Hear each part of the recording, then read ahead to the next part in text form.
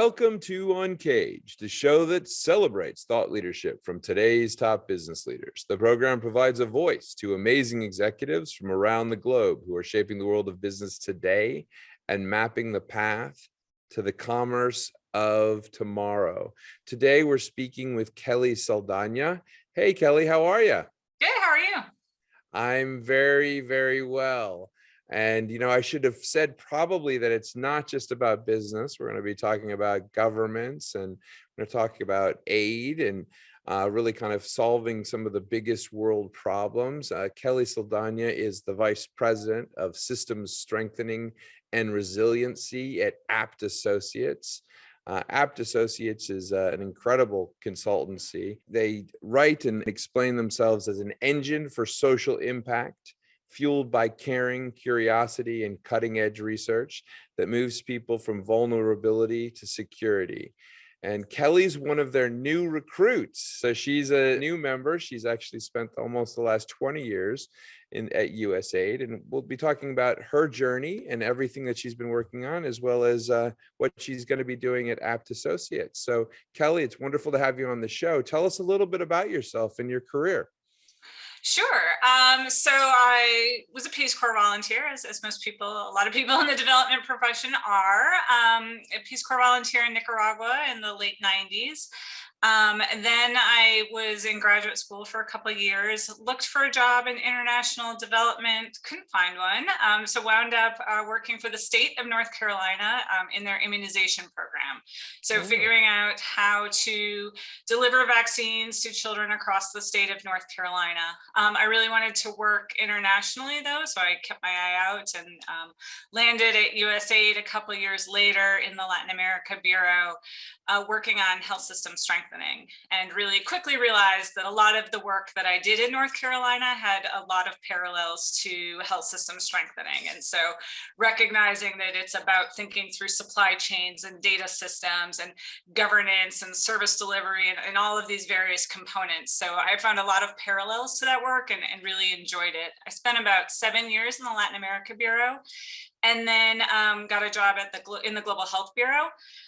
As the Deputy Director of the Office of Health, Infectious Diseases and Nutrition. So really covering everything that USAID does in the global health space except for HIV and family planning. So included oversight of our malaria programs, our neglected tropical diseases programs, maternal child health, nutrition, global health security, health systems, tuberculosis. I think I got them all. I think you win a prize just being able to reel that off so clearly. Well, it was my job for 6 years. I represented all of those programs, so I got really good at it.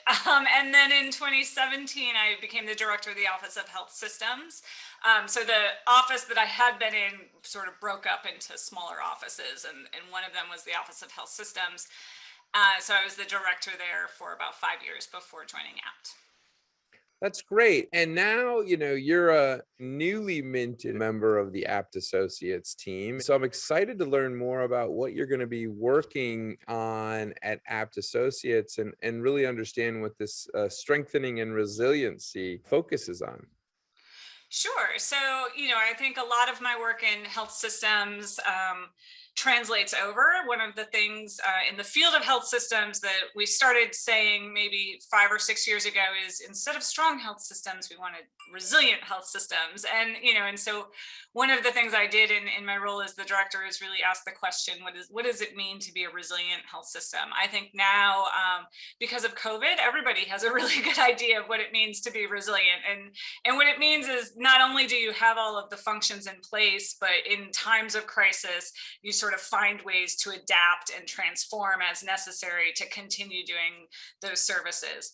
But really, I think systems approaches in general are growing in the field of development. And so my role at Abt is looking at system strengthening and its associated effects of resiliency across a full portfolio that's broader than just health. Wow. And, when we think about that topic of resiliency, I guess probably the next question is quite obvious. How are we doing with this? It seems to me that every day, whether it be the pandemic or now the latest monkeypox thing, there's always some new crisis. How are we doing with resiliency these days?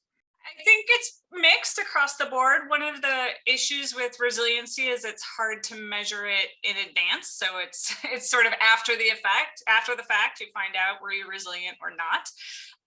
But trying to figure out what does it take to be resilient, and to build it up from the start is a challenge. There's certainly efforts related to what's called the Global Health Security Agenda, which largely measure countries' capacities around international health regulations that were passed by WHO, and the extent to which they have the systems in place for the public health kinds of things that you would need to be able to do to respond, prevent, detect, or respond to a public health emergency. But what we found with COVID is a lot of countries that scored really well on those capacity assessments did not perform quite as well in the face of COVID as might have been expected. And so really there's a movement towards doing a better job of bringing in systems thinking and systems approaches into this. And so I boil that down to, are you analyzing a problem from multiple different perspectives? So not just, avoiding the hammer nail problem. So if you're an economist, I used to always say that economists think that everything can be solved with a financing solution.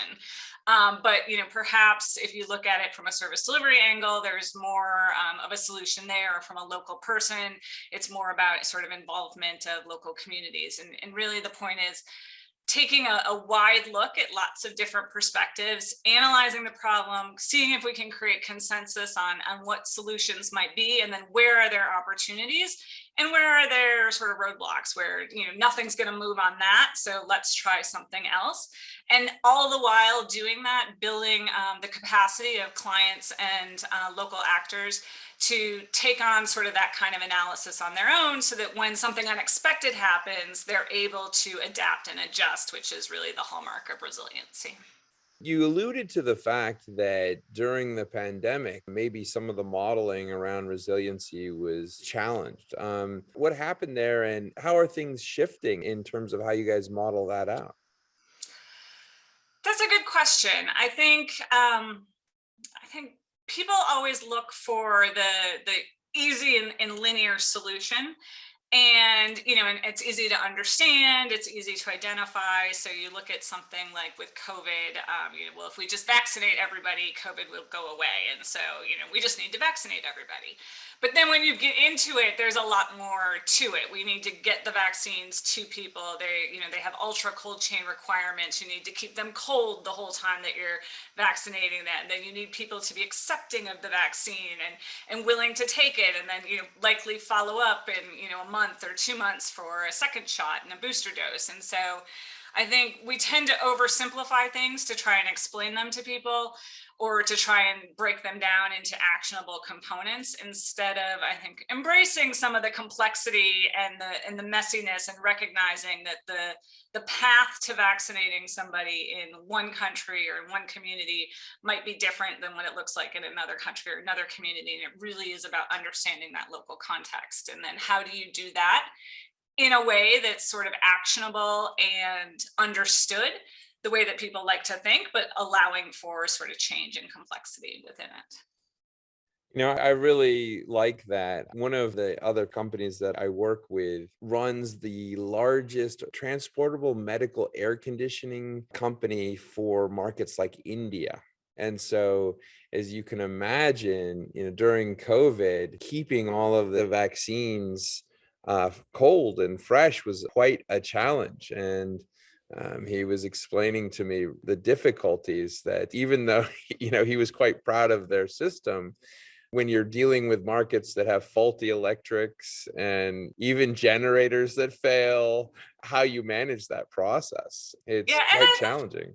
I think that's an example of resiliency in and of itself, right? I think, if you remember, in the early days of COVID, there were a lot of vaccines in the pipeline and a lot that were coming through. And I think the expectation was that the vaccines that came online that were like the Johnson & Johnson vaccine or AstraZeneca, that didn't necessarily require the ultra cold chain, would be better off for countries where it's more difficult to extend that technology all the way out to the last mile.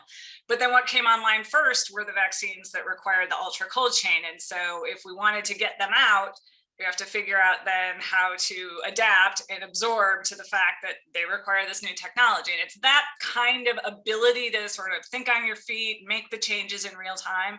That's resiliency. You just want to be able to take that to sort of a large scale, not only in health, but in, in markets and education and, across the development portfolio.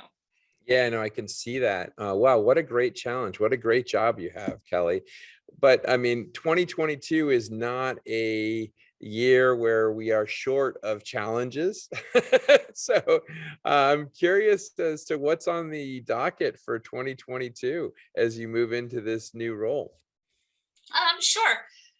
I think related to all of this work is the increasing trend towards localization and what is called in health circles and aid circles is sort of decolonizing development, sort of growing out of the whole movement for diversity, equity, and inclusion is I think a relook at the way that aid is delivered. And are we too sort of colonialistic, or are we too rooted in a history that doesn't necessarily reflect the countries where we're working? And I think USAID is trying to figure out what to do about that. And then companies like Abt, where USAID is a main client, are also trying to figure out where to respond. And so one of the things is I think there's an increasing desire to give grants to local organizations. So taking a company like Abt and making our role more of a facilitative role than a direct service provider role of technical assistance, where we're facilitating other local organizations, connecting them with the resources they need, and helping them to understand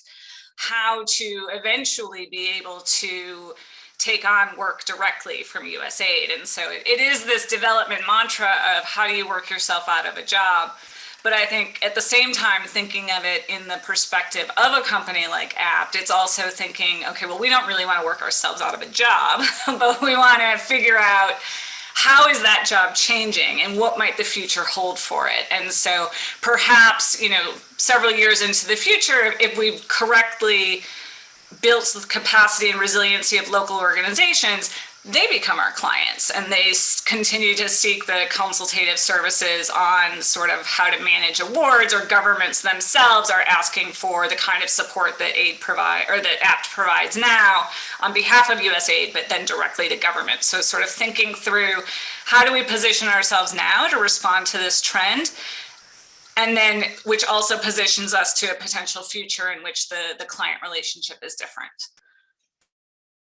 It's such an interesting challenge. And, one can imagine the fragmentation of working with multiple organizations. It certainly raises the complexity. I would imagine, I hope that technology can make your life a little bit easier, Kelly. But it's quite an amazing effort. And I love actually the direction. Kelly, it's been amazing talking with you about the work that you're doing at Abt Associates. If someone wanted to get in touch with you to learn more about the work that you're doing, how best should they get in touch? LinkedIn is probably the best way to get in touch with me. You can send me a message on LinkedIn or a request to connect, and I'd be happy to follow up. That's great. We've been speaking with Kelly Saldana. She's a new vice president of systems strengthening and resiliency at the consultancy Abt Associates. She brings over 20 years of experience from USAID. Also, I probably, would have loved to delve into your amazing stories I'm sure you have in the Peace Corps. But Kelly is doing an amazing job and leads technical solution and approaches on international development projects and proposals, providing thought leadership on systems strengthening and resilience across Abt's full portfolio. Not a shortage of things to think about for you, Kelly, over the next several years. But thank you so much for sharing on UNCAGED today, and we look forward to having you back. Thank you. Cheers.